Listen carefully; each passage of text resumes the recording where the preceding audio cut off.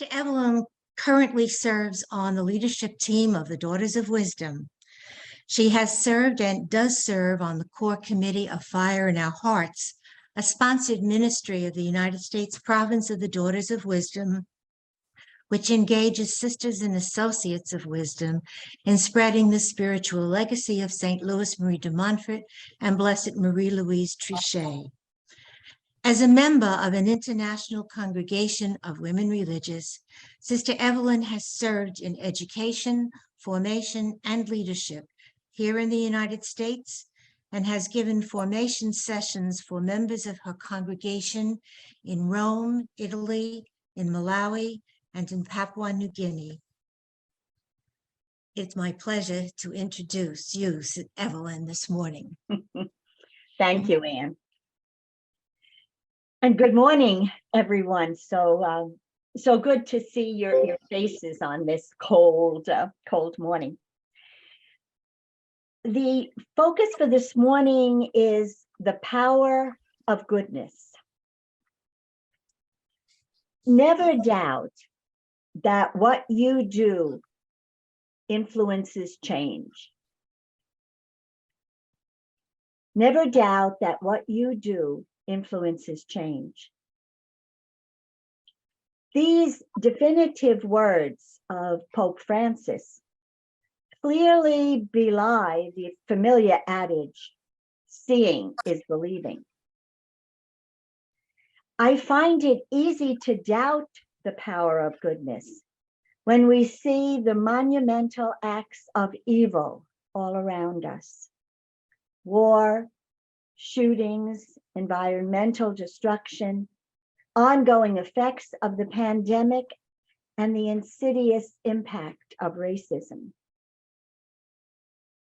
In face of these massive situations, it is fairly common to ask, how can what I do truly influence change? As I have struggled with this question, a few hints, and I emphasize hints, about how to live the question have emerged. First of all, where we place our focus matters. Where we place our focus matters.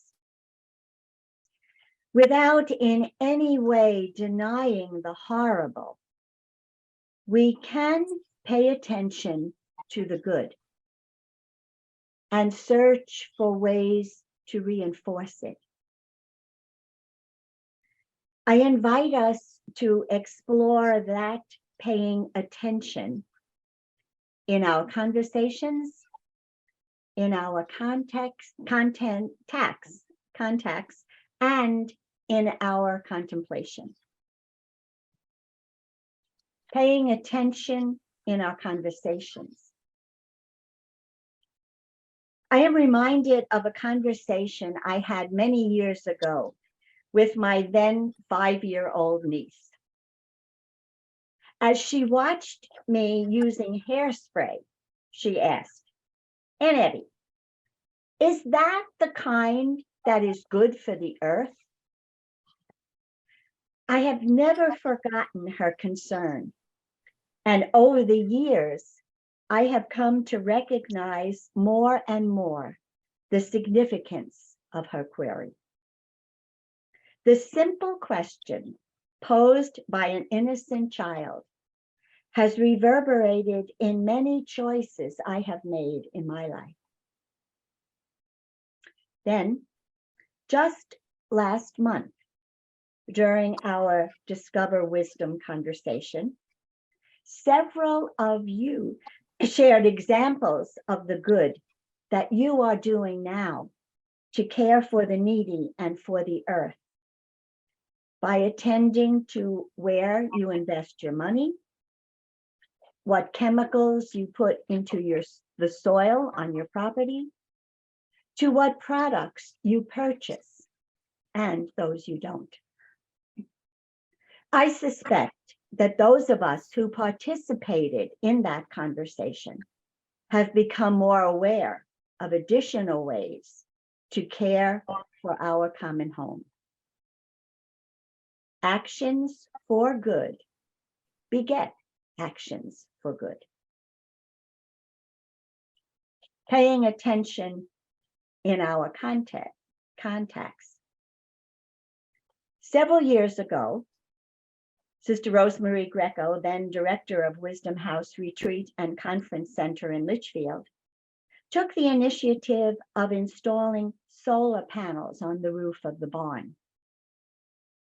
Having seen that, the sisters were prompted to follow suit. We now have solar panels on one of our province-owned houses, and 2 other communities are now benefiting from the solar panel farms here on Long Island. Actions for good beget actions for good. Paying attention in our contemplation. For the most part, the examples I have mentioned so far are basically within our reach. What about the apparently insurmountable conditions that leave us feeling vulnerable and quite powerless? Here is where I find true belief comes into play. Sister Constance Fitzgerald, Carmelite nun from Baltimore, has blessed people of faith with a profound insight into the power of contemplation. And I quote, "It is precisely as broken, poor, and powerless that one opens oneself to the dark mystery of God in loving, peaceful waiting. When the pain of human finitude is appropriated with consciousness and consent and handed over in one's own person to the influence of Jesus' Spirit in the contemplative process, the new and deeper presence gradually takes over. The new vision slowly breaks through, and the new understanding and mutuality are progressively experienced." End quote. I truly believe that handing over our real powerlessness to the influence of the Spirit of wisdom brings about a new reality that we cannot even imagine. Just remember who she is. In wisdom is a spirit never harmful, loving the good, keen, unhampered, beneficent, and kindly. And she dwells within us. If we pay attention to the good in our conversations, in our contacts, and in our contemplation, we never need to doubt that what we do influences change.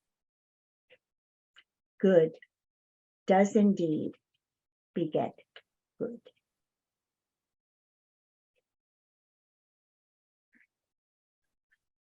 And so I invite you to reflect on what you believe about the power of good to bring about change.